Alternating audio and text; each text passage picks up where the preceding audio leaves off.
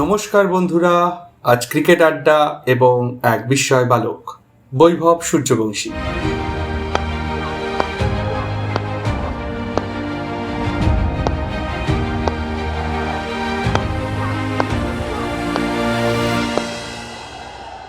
ভারতের ক্রিকেট ইতিহাসে এক নতুন অধ্যায়ের সূচনা হলো।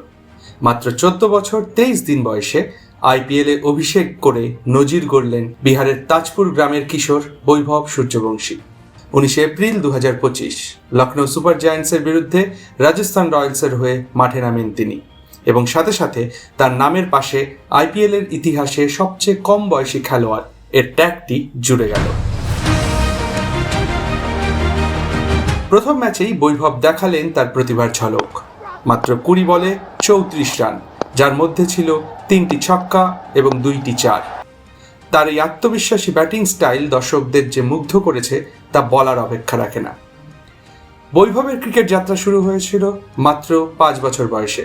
ছেলের ক্রিকেটের প্রতি আগ্রহ দেখে তার বাবা সঞ্জীব সূর্যবংশী বাড়ির উঠোনে নেট প্র্যাকটিসের ব্যবস্থা করে দেন।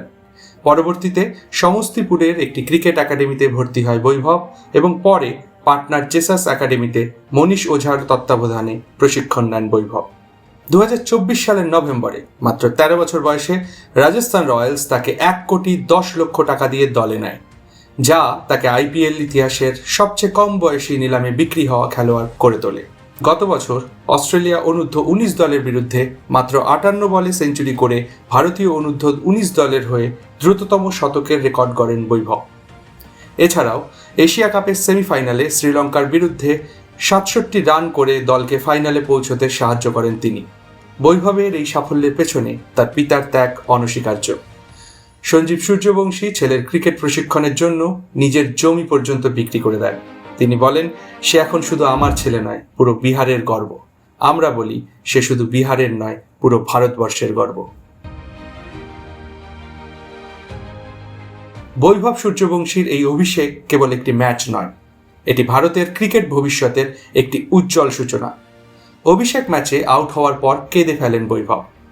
তার এই শিশুসুলভ আবেগ, তার প্রতিভা, পরিশ্রম এবং পরিবারের ত্যাগ মিলিয়ে তিনি আগামী দিনে ক্রিকেট বিশ্বের এক উজ্জ্বলতম নক্ষত্র হয়ে উঠবেন, এই আশা রাখি।